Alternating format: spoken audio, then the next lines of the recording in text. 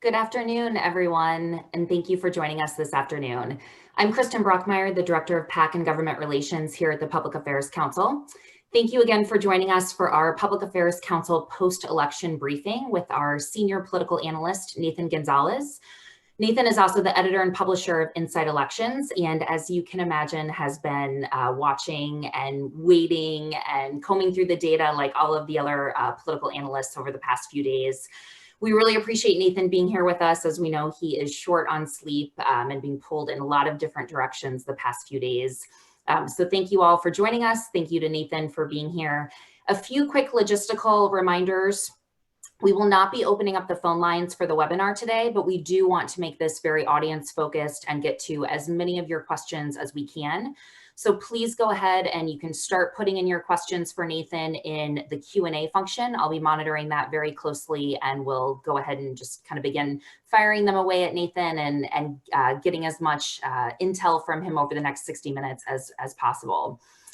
And then also, we will, like I said, we'll make sure to get to all of your questions, and please just note that there is the Q&A function as well as the chat function. We won't be monitoring the chat as closely. So again, please just put all of those questions for Nathan in the Q&A, and we will be unpacking as much as we can over the next hour. So with that, I'd like to welcome Nathan to the screen here. As I mentioned, Nathan is the editor and publisher of Inside Elections, which provides nonpartisan analysis of campaigns for Senate, House, Governor, and President. He was an editor, analyst, and writer for the Rothenberg Political Report for more than 13 years before taking over the company in 2015. He's also an elections analyst for CQ Roll Call, a CNN political analyst, and founder and publisher of politicsinstereo.com. He has appeared on numerous major networks and in numerous media and press outlets, and has been very busy over the past couple of days. So thanks again, Nathan, for being here with us. Also, we're incredibly excited that over the past year, Nathan has been partnering with the council, as I mentioned, as our senior political analyst. He provides election insight slide decks to Public Affairs Council members so that you can share political intelligence and findings with your stakeholders on a quarterly basis. And then every month he has an exclusive column that is run in our flagship e-newsletter of Impact. So make sure that you are checking that out and reading those insights every month as well. So Nathan, thanks again for being here. There's a lot to dive into. If you can start by just giving us a little bit of kind of the foundation of what we've seen over the past 2 days, where we're at now, and where you expect what you expect we'll be seeing over the next minutes, hours, days. I've got a team that's watching Twitter for us as we have this discussion so that we can break any news that's coming in and get your thoughts on them. So with that, I'll turn it over to you.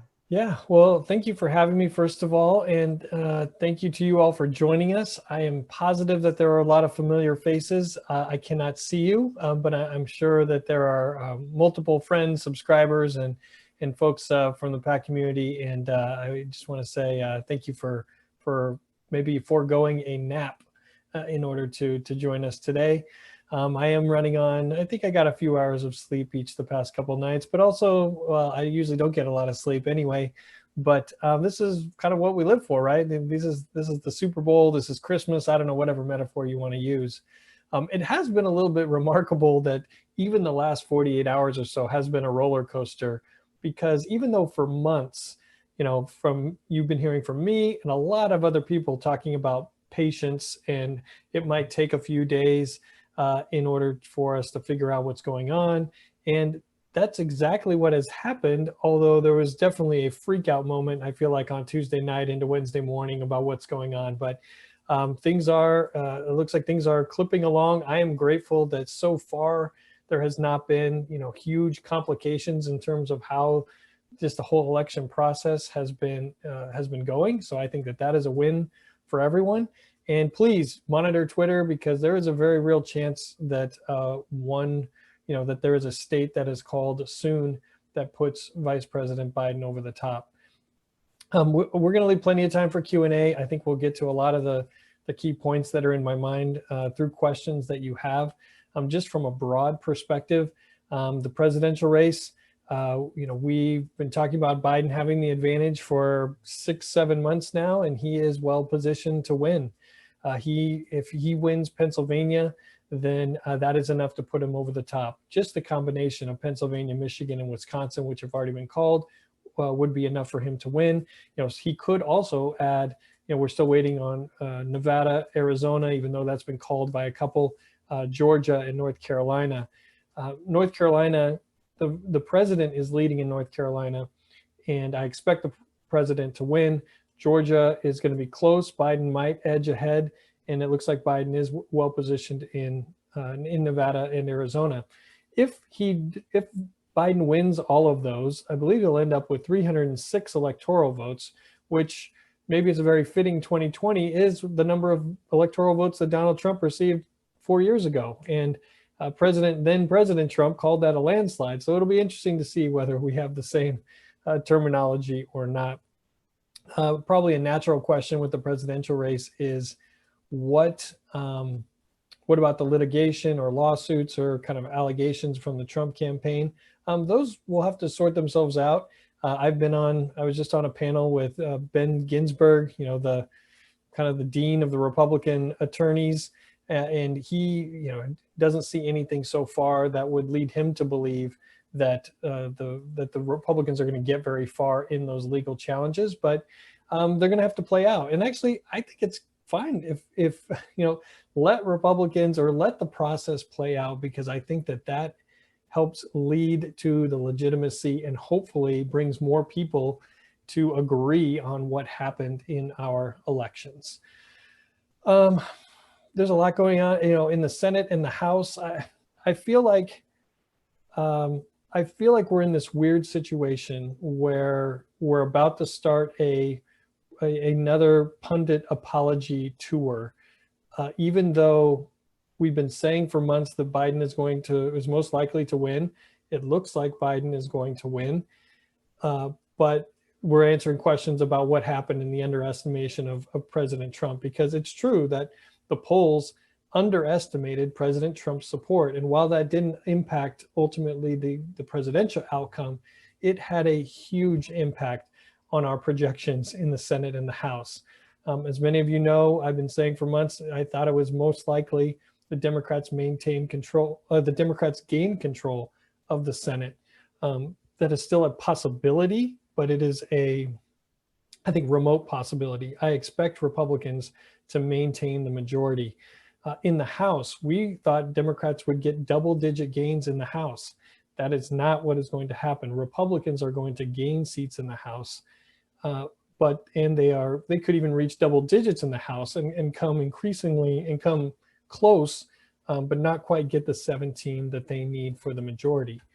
And the reason why our projections were off is because there was a preponderance of data that showed that President Trump was underperforming compared to 2016. And just to paint a picture for you and give you a look behind the scenes of how we do what we do, we were looking at a mountain of Democratic polling data that showed that President Trump was underperforming almost everywhere, not just the suburbs, rural areas. He was just struggling to meet his same 2016 margins.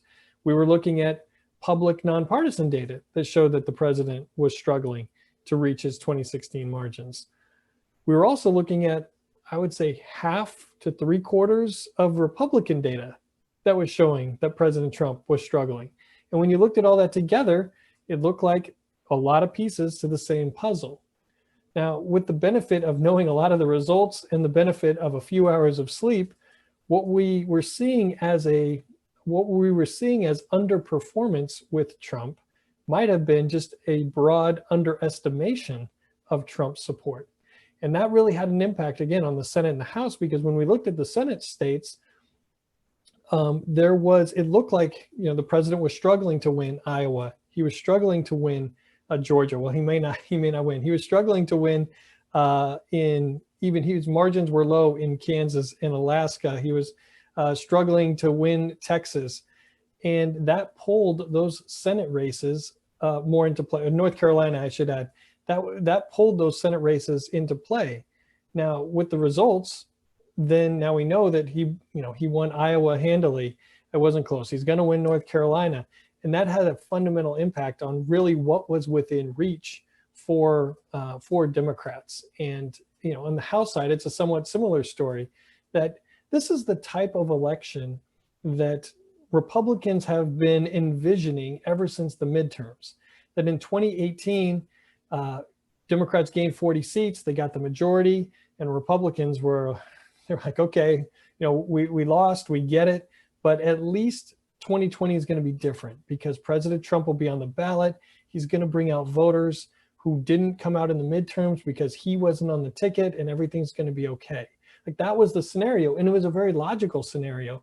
But as we got into the weeks and months before Election Day, that is not what the polling data was showing. And I'll be candid. I mean, you all know I'm candid with you all the time, but I'm frustrated because right now we're seeing Republicans take, these victory laps about what's going on and kind of saying, see, I told you so, we saw this coming.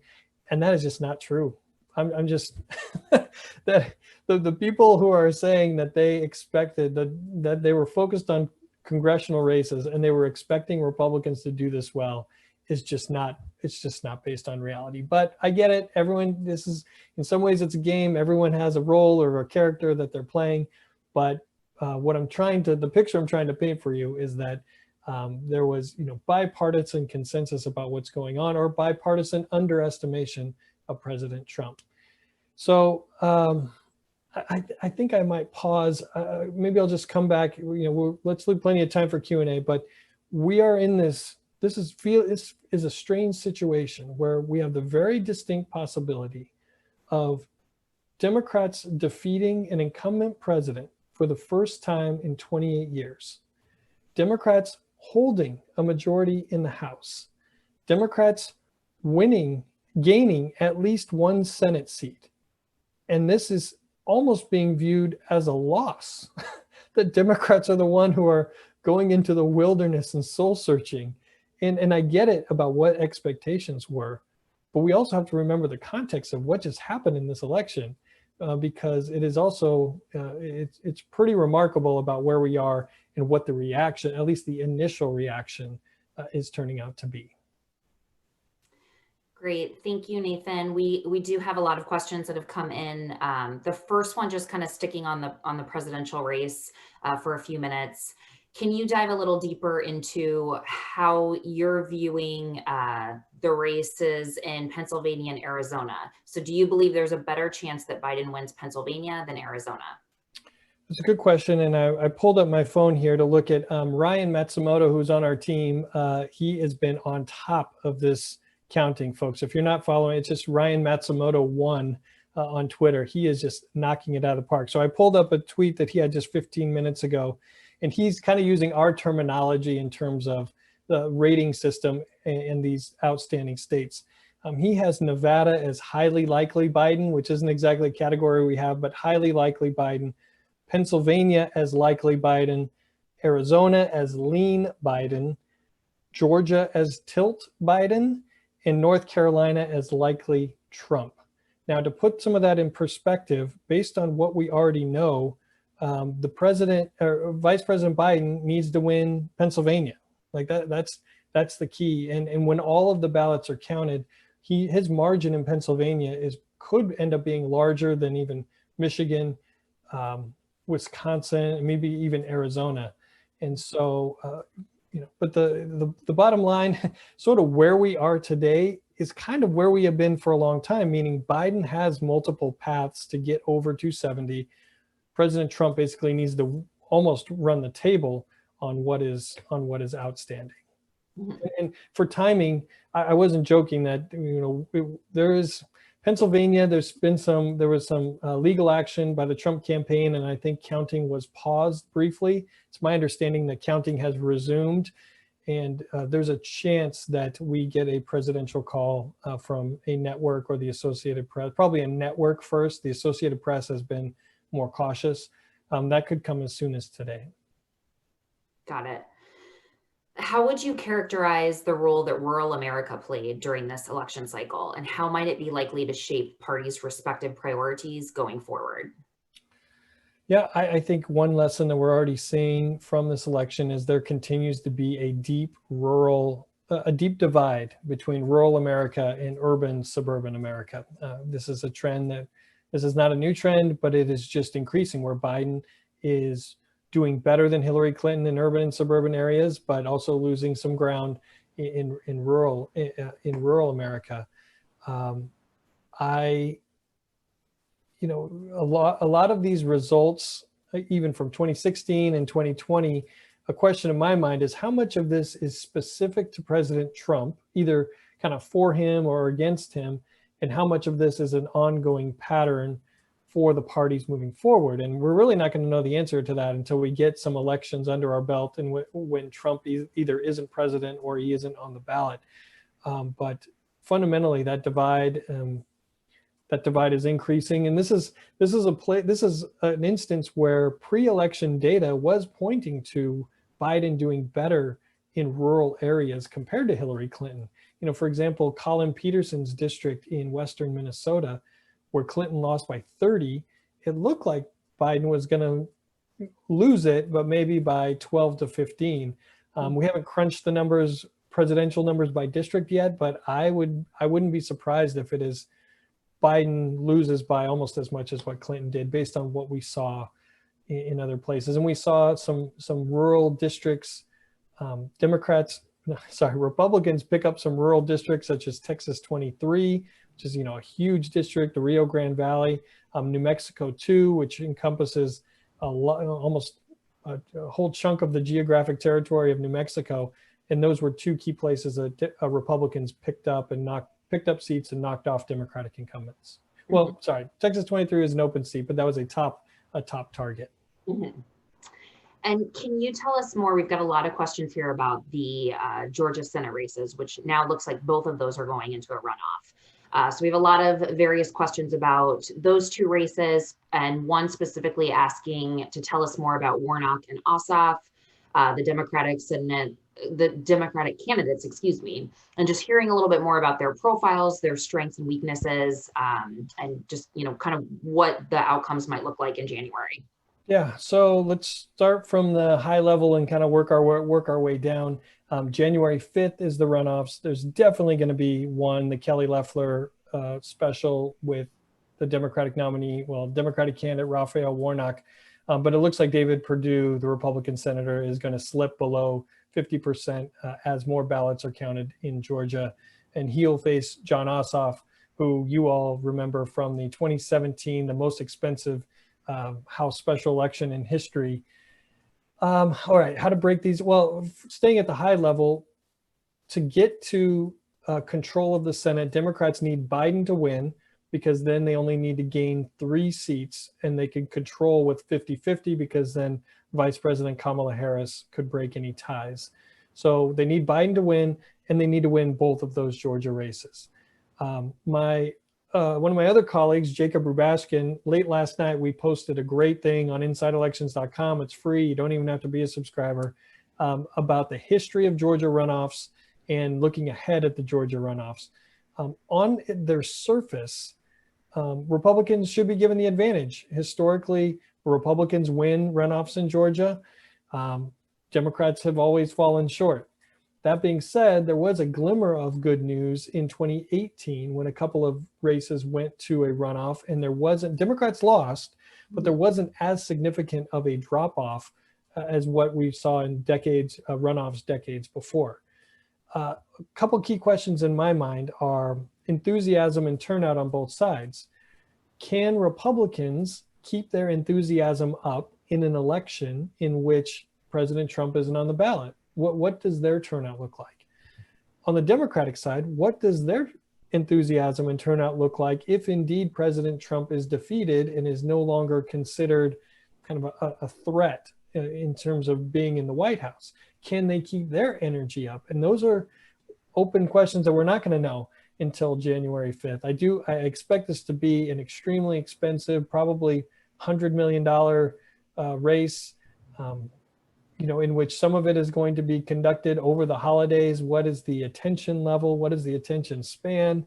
When does early voting start? There are a lot of questions.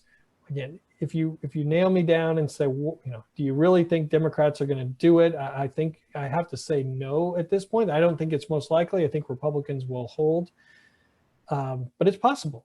We shouldn't rule it out. Making distinctions between the two races, I think they will probably go the same way. But John Ossoff has endured tens of millions of dollars of negative ads in the initial round, in the initial race. And so he starts, I think, from a little bit more vulnerable position on his name ID, whereas Raphael Warnock, he got to run millions of dollars of positive ads defining himself and didn't have the negative ads because remember Kelly Loeffler or Senator Loeffler and Doug Collins, the Republican congressman, were bickering with each other and trying to make sure that they got into the top two. So Loeffler comes in with a little bit weaker position, not just because she's been battling Collins, she's been trying to shore up the right and has moved pretty. I'm pointing my left. She's moved pretty far to the right. She was appearing with Marjorie Taylor Greene, who is one of the new members of Congress who has been, we'll just say, QAnon friendly. What does that look like in a general election runoff context? So there are some nuances there, but I think they're going to go both ways, in one direction. Mm-hmm. Yeah, those races are going to be so interesting to watch. I'm glad I don't live in Georgia and have to endure all of those political ads for the next 2 months or so.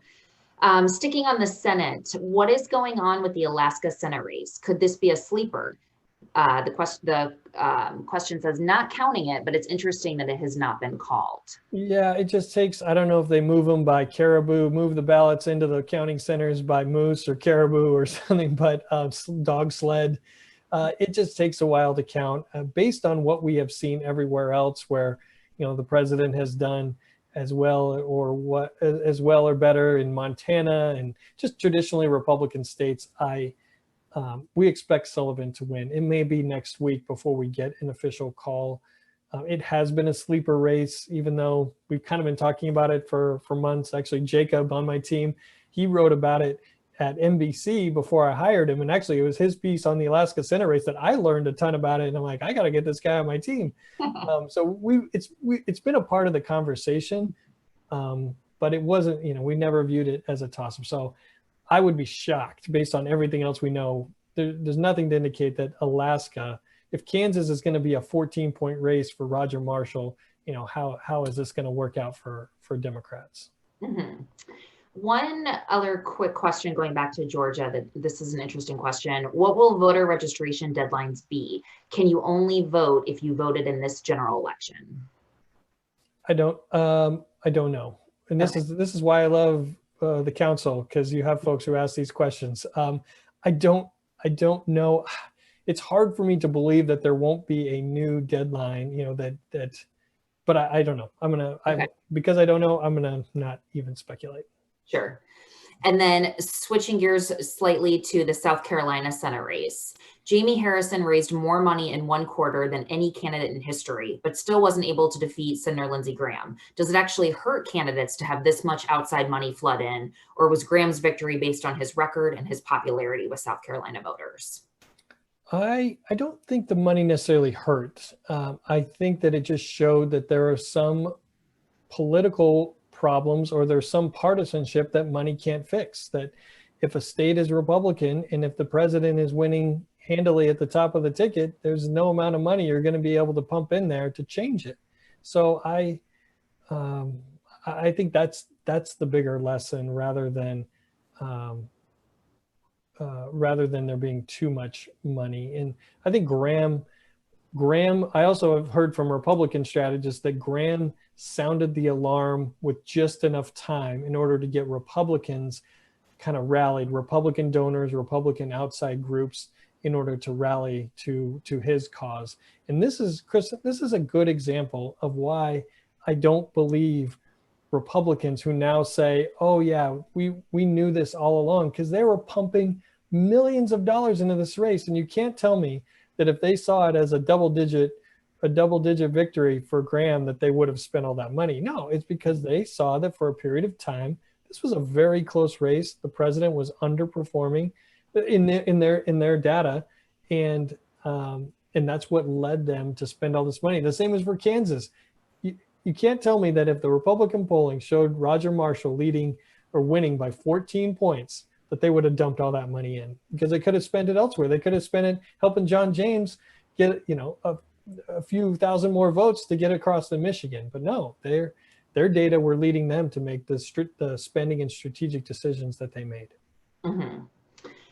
And given that we've seen the president be very vocal on Twitter the past couple of days, we have a question. What role will disinformation via social media play in the coming weeks, including challenges to voting counts legally and claims the election is being stolen, et cetera?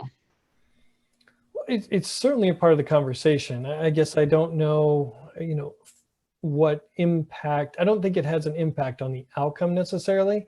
There's definitely a long tail on the impact. There's an impact on how people view the election, how people view the results. I mean, I pop into Facebook from time to time, and there are a few key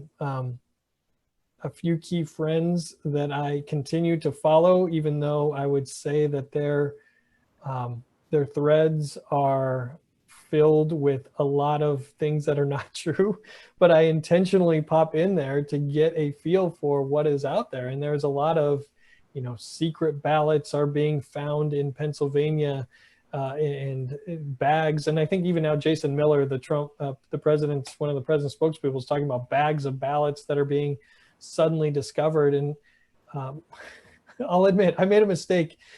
Every time I think that posting on Facebook or responding is a good idea, it is never a good idea. But there was one post about Democrats are trying to steal Pennsylvania, Michigan, and Wisconsin because they're counting ballots after Election Day. And I had to step in and say, it is because Republican state legislatures didn't want to change the laws to allow the votes to be counted before Election Day, that we're counting them after. Like, these ballots weren't found. These have been sitting there for days waiting to be counted, but could not be counted. So, and it never turns out, you're not going to persuade anybody on Facebook. So I don't know. I don't know that there is I don't know what the solution is to that. But it's a part of our conversation, and it's a part of my fear that there will be a large, or at least a substantial segment of the population that is just maybe never going to admit or agree that Joe Biden is a legitimately elected president of the United States. And that's not great. So I want to turn to a few questions we've gotten about the House. There was mention on Twitter that House Republicans ran ahead of President Trump nationally. Do you think Trump was a lift or a drag relative to a replacement level GOP presidential candidate? Is it possible he turned out Trump, but not necessarily Republican voters that ended up voting his party down ballot? Well, it's going to take some time to get the presidential result data by congressional district. My guess is that the president was an asset to these now members elect, that he was the one who boosted them, and it wasn't them outrunning the president. Like that we were all focused on those 30 Trump district Democrats. Mm-hmm. And for a long time, it looked like Trump was struggling to win those 30 districts again. And that's why our projections were what they were. But when we get the final numbers, I'm going to guess that he probably won the vast majority of those 30 districts.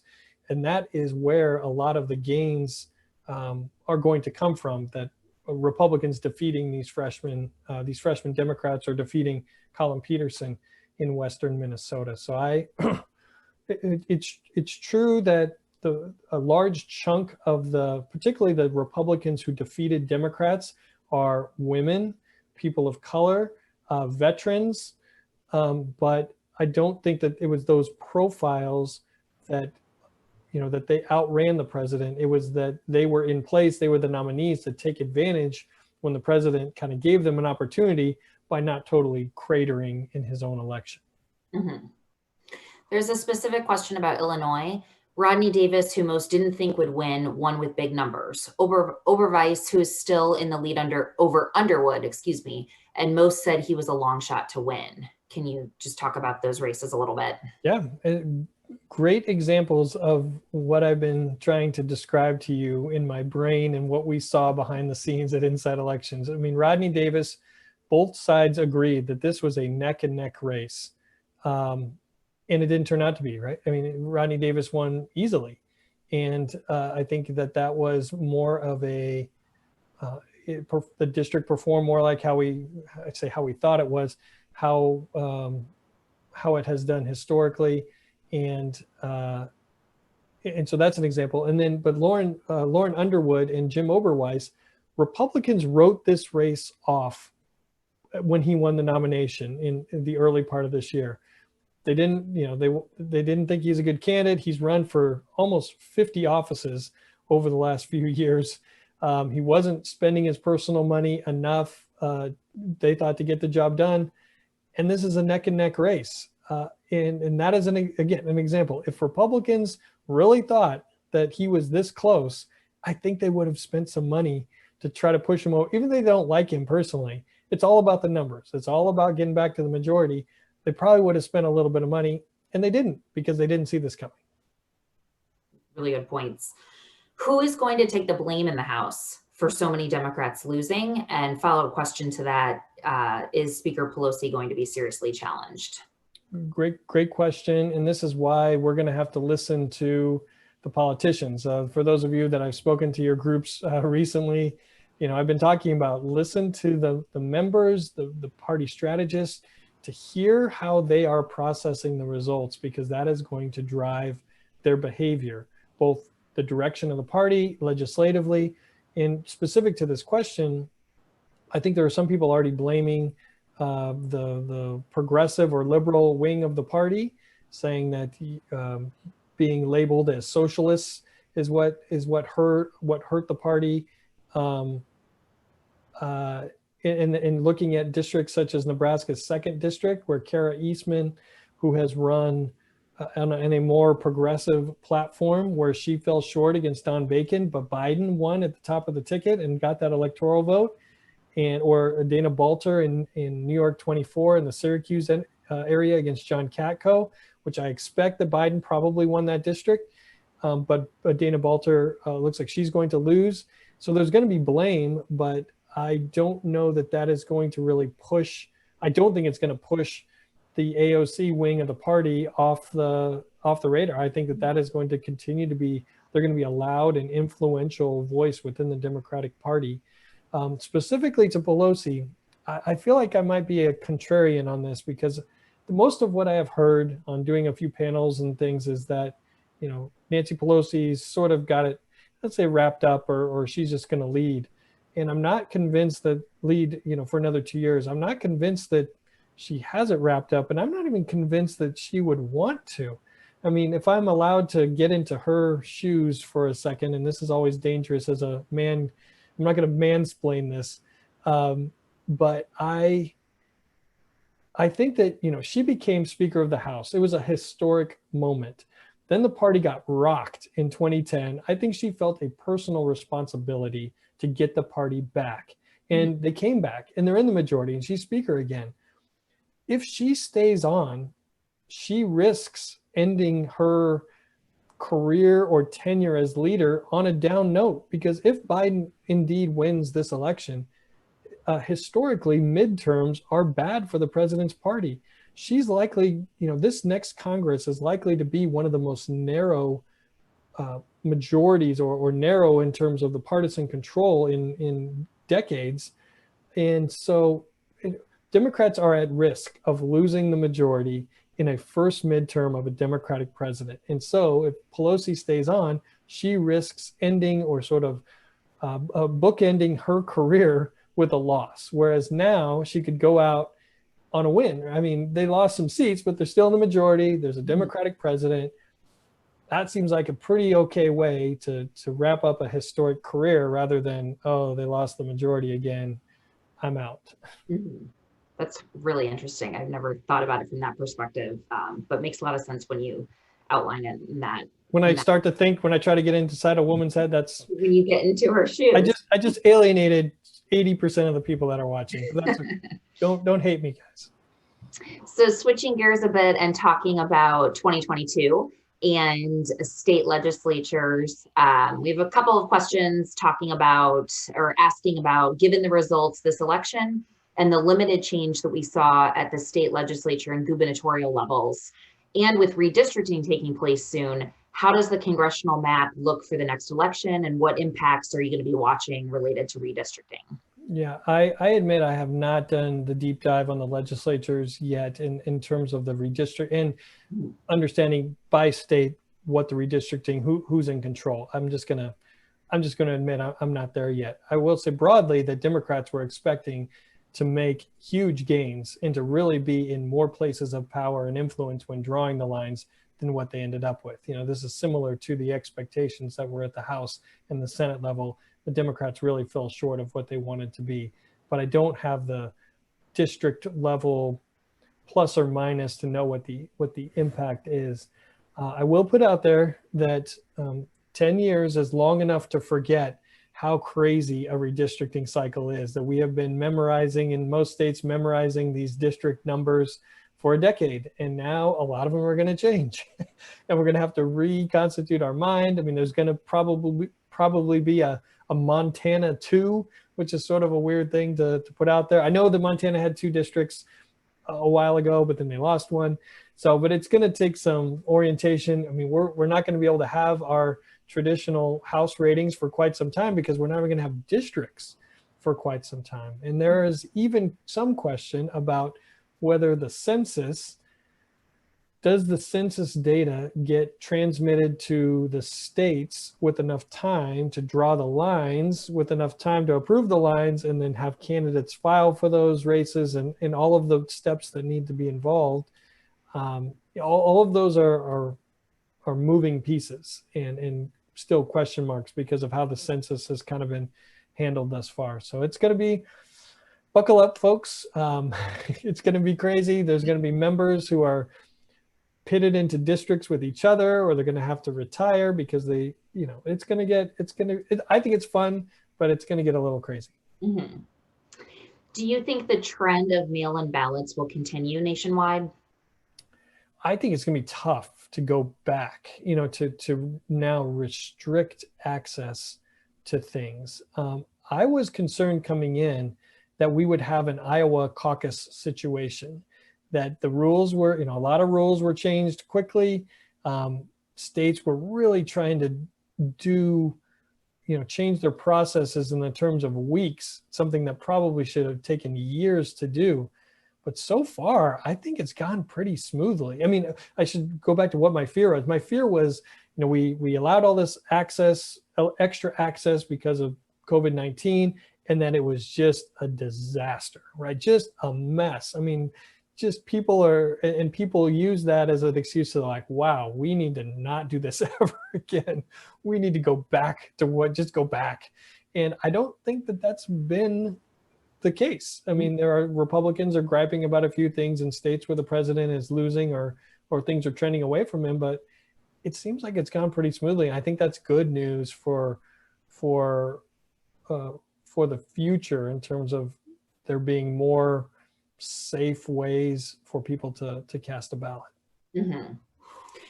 So this is an interesting question.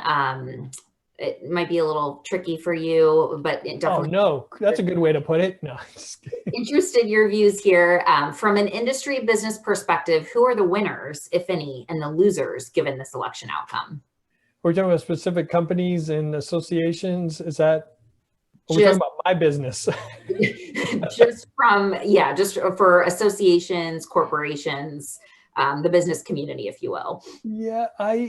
Yeah, without going into policy, because you all know that I leave the policy to you all and your GR teams. I think the winners are people who don't like change or who maybe like a little bit of gridlock in their life, because it is going to be tough with looks like a President Biden, looks like a McConnell-led House majority and a very narrow Democratic House majority. That is a recipe for not a lot getting done, or at least not a lot of huge fundamental changes. So I have a feeling that that is good news to many of you who are on the call who sort of don't mind the back and forth and the give and take between the two parties and don't have this revolution mindset. So that is at least my initial sleep deprived thoughts on looking ahead. Great. Thank you for that. Does Trump run again in 2024 and hold the GOP in his pocket until then? Great question.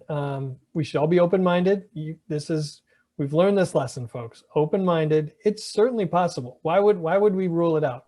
I mean, it's certainly, as long as he's, willing and able, it's a possibility.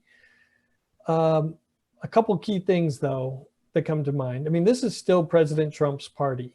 Even if he indeed loses, this is still his party. The base voters, the actual people of the Republican Party, they like Donald Trump. He's their guy. He is more popular than all of these senators or these members who think that their constituents like them more. No. They like Donald Trump more than they like these other random senators and members. And that's going to be a tricky transition, particularly if he continues to be a part of the conversation. And I've talked about the messy transition of the Republican Party for a couple of years now, and how as long as he stays in the conversation, it's tough for someone to try to swoop in and take that mantle, because he's still around to follow, either on Twitter, maybe he has rallies and events, maybe he has his own media company and has a consistent presence. He's going to be around. And I don't know what the end result. I know that there are a lot of politicians who think that if he loses, that the base of the party will just move on and be looking for a new leader. I don't know that that's true. So, and no one else is Donald Trump. No one else. You might try to wear a red hat and be a straight talker and do that. Everyone who does that at the lower level, at the congressional level, when we see candidates, I think people just look mean and they look silly when they try to emulate him, because only he can really deliver his, only he can do what he can do, and everyone else just falls short of that standard that he has set for his, we'll just say, outlook or his perspective on people in politics. So another big picture question before I want to turn to polling, because we have a number of questions on polling. And I can't even imagine. I can't even imagine. But what do you see as the mandate coming off this election? In other words, what's the message from the voters? Wow. Very mixed, right? I mean, we have an extremely mixed result. We have Republicans taking victory laps, congressional Republicans specifically taking victory laps over what happened when it looks like the president is going to get thrown out of office. The first incumbent to lose in 28 years. What do we, I think it's a very mixed result. I think that there's not one overarching, that there's not a mandate. That I don't think anyone really comes into this from a mandate. I think it shows that the rural areas continue to want Republicans, or they are fearful enough of socialism and Democrats in power that they're in their camps, and we're seeing urban and suburban voters continue to repudiate Trump, repudiate the kind of the Republican policies that surround Trump, and so there's not a mandate. And even if Democrats had done a little bit better, it would have just been more about Trump. But it will be interesting to see how congressional Republicans respond and react, because they feel emboldened right now, which is a little bit strange, but how I feel about it, or what I think happened, matters less than what they think happened in the race. So turning to polling, can you talk about polling and its role in the future, and if anything complements it to improve how we look at races going forward? Another question is, do you think polling is broken, or do you think polling under Donald Trump is broken? Yes, or none of the above. I think that I am starting in the latter camp, and maybe someone saw my 5 a.m. posting on Wednesday morning, because this is what I'm going to date myself a little bit. I've been doing this for almost 20 years, and we have had, by and large, the same methods of analysis. And that has led us to either right spot on or pretty darn close to accurate projections in almost every cycle, except for there were a couple exceptions. The 2016 presidential race. Now, not all of 2016, actually the House and Senate, we were pretty good. And then the 2020 House and Senate races. The common denominator is Trump was on the ballot. And if we only look at 2018, when guys are literally evaluating races and doing this in the same way, our projections in the House and the Senate in 2018 were good. Like go look. And I think maybe that, looking back now, that might have given me a false sense of confidence for 2020, because we had 2016, like, okay, we didn't really see Trump, I get it. Took our lumps. I did my apology tour. 2018, like, okay, we did it. Like we didn't get 2016 presidential right. We got 2018 right. So 2020, maybe I was overconfident. And so I'm willing to admit that, but I'm also looking back and saying, maybe the whole thing isn't broken. It is that there is something that is happening when Trump is on the ballot and how people are responding to pollsters. So that makes 2022 a little bit tricky, because I don't know yet what is, if my hypothesis is correct. I don't want to, it's dangerous to process things over a Zoom webinar, particularly with, I think, a large number of subscribers or potential subscribers. But, I actually think that our ratings are maybe the least helpful thing that we do. I mean, they get a lot of attention, and that particularly at the end. But I think, introducing our subscribers and readers to who these new members might be, or what is the lay of the land of these states and these districts. And, I think our usefulness is actually more in the year and a half before the elections, when no one else is paying attention, no one knows who these people are, then rather than right at the end, like, oh, who's going to win and who's going to lose. And so,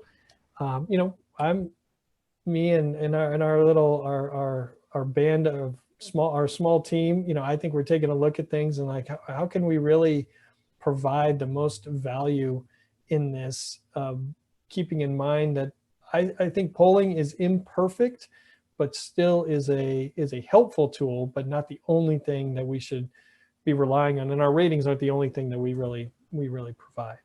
Mm-hmm. There's a question asking if you can talk more about how these polls are run. I've never been asked to participate in a political poll, so just curious to learn more about who is and how and why. Yeah, so polls, not everyone is going to get polled. I mean, just in terms of number of voters, we're talking about, we're probably going to reach 160 million voters. If I'm allowed to toot my own horn, does anyone even say that anymore? I've been talking about record turnout for 2 years now, and we're going to have record turnout. So put that aside. Not everyone is going to get called when we're talking about 160 million people. But the concept of polling is that you might not get called, but either your neighbor or your coworker or someone is going to get called, and they candidly, they might look like you, shop like you, vote like you, go to the same church that you do, have the same shopping habits, all of those things. And so they are, pollsters are trying to get a accurate and random sample of people that they can extrapolate to what is going on to the broader population. But what is happening, particularly with Trump and what happened now, I've been talking to pollsters in the last 24 hours. And one theory, this is not a fully baked theory, but I'm giving you a little insight, is that one of the challenges with 2016 was that pollsters weren't asking about education enough, that in terms of making sure that they had the right sample of college educated and voters and people who didn't have a college degree, and that not having enough people with a college degree who are more likely to support President Trump, that threw off the samples. So fast forward to this cycle. What I've been hearing from a couple of pollsters is that problem may not have been completely solved, meaning voters with a college degree are more likely to be at home, being able to work from home, maybe have more time to answer a pollster's phone call, answer a survey that goes 15 minutes, compared to voters without a college degree, voters that in a pandemic are on the front lines. They're working, and when they get home, they're not exactly excited to answer a 20-minute phone call to someone they don't know and talk about politics. And that maybe both our pandemic situation may have thrown things off a little bit more. Mhm. So I don't know. Pollsters are trying to figure this out. I remind you all that I don't discount partisan polls, even though they kind of led me astray. But partisan pollsters have a vested interest in getting this right? I mean, the parties need good data in order to make these strategic decisions about what races they're going to invest in, what are their ads going to say. So they're trying to get this right. And so that gives me a little bit of confidence, but I don't want to understate the challenges that the polling industry is having. We're beyond the cell phone landline. I think that there is a question about whether phones in general are capturing all of the population necessary, if it needs to be texting, a mix of texting or text to online, and what does that look like? So Mhm. if I'm trying to describe, the polling industry has work to do. I'm not on the hyperbolic Frank Luntz said, this could be the end of the polling industry. And I remind you all that data led us to Joe Biden winning the election. He is most likely to win the election. And yet here we are, because there was an underestimation. I'm not glossing that over, but this was not 2016 redone. Like it was not completely off. Mhm. And a follow-up question to that, what was the impact of Trump's heavy campaigning over the last few weeks of the election? Could that have impacted the numbers and disproved the polls? Maybe. I mean, it's going to take a while to know. We might not never know. We may not ever know because it's hard to compartmentalize individual pieces of this campaign. But I could get on board with the thinking of ignoring the pandemic and just pushing ahead with doing rallies and the Republican campaigns going door to door, and that maybe that helped Republicans not crater. I mean, the president looks like he's going to lose, so it looks like it's not going to be enough. But there are Democrats who wonder if they had the same voter contact pieces in place or ballot chasing mechanisms in place. And I don't mean that in an illegal way, just that they're traditional ways of making sure that people are voting and following up with them, that those were somewhat impaired by the pandemic. And maybe that made a difference on the margins. So I'm open to that happening. It's sort of crazy to think that ignoring the pandemic, could be beneficial, but it's possible. And thank you to one of our audience members that typed in, FYI, Georgia new voters can register by December 7th for the January 5th runoff. So Yay, I had faith in you all. Thank you. And it shows that I'm not on Twitter right now. I'm focused on you guys. So thanks for sharing that. Again, that's December 7th for Georgia's January 5th runoff. Let me come back up here. So what do you think about the record-breaking fundraising that we saw? The huge amount of outside money coming into states, and importantly for us in the corporate PAC world, how do we convince our PAC members that their contributions to PACs matter? Multiple questions in there. Let's start with the last one, maybe. Fundraising is important. I think we have learned that fundraising and money is not the only, it's not the deciding factor in the race. But I think it is still an opportunity to help your candidate or your cause control the conversation, right? You'd rather the candidate who has the most money, or the campaign that has the most money, is going to be able to, they're going to have the opportunity to dictate what issues voters are focused on and how voters should look at those issues. Now, there are some districts and states that might be just too Republican or too Democratic for that to make the difference. But you'd rather be in the position of trying to be on offense and trying to make your case rather than being on the defensive. In terms of involvement, I think that broadly, even outside of the fundraising, just trying to get people engaged, there is a lot of close races in this country. I mean, a lot of these presidential states, looks like Biden's going to win. He's going to win by a narrow margin in a lot of places. There are going to be a few congressional races that are going to be very close. I think those are good examples of pointing to, like, it matters. And you're not going to know, being involved, you're not going to know whether it really matters, whether it's going to be a close race until the end. So that's why you need to get involved early rather than later, or rather than when it's too late. The money in general, I mean, it's clear Democratic donors have been energized about sending a message to President Trump, hating Mitch McConnell, hating Lindsey Graham, all of this. So that is not and that is what has fueled this Democratic fundraising. We'll see in the post-Trump era whether that can continue. What I do know is that Democrats have been able to build a base of small dollar donors. And even if they lose some of that, if Trump is no longer in office, they still have that network to build on, and Republicans are playing catch up.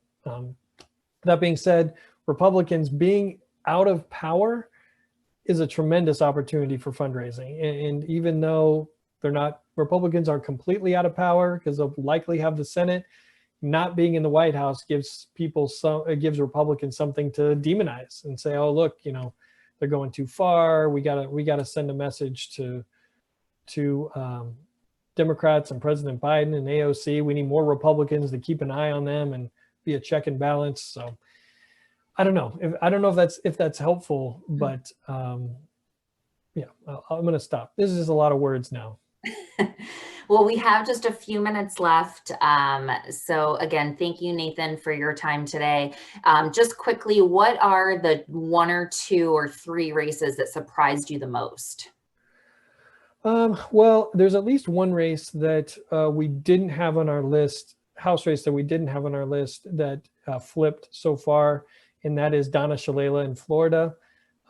We weren't unaware of it. There was limited data on both sides, and there was the narrative about Trump doing better with Cuban Hispanics and what was going on in Miami-Dade. There just wasn't a lot of data, and so that kind of led me into maybe a false sense of confidence that things really weren't real there. So that was somewhat of a surprise and we didn't have it on our list. Maybe I'm surprised that in the uncertainty there wasn't more surprises. There were a couple races that look like they Democrats are going to end up winning that weren't on our list but are very close, like DCCC chairwoman Sherry Bustos, very close race. I was a doubter that was real. It did end up being very real.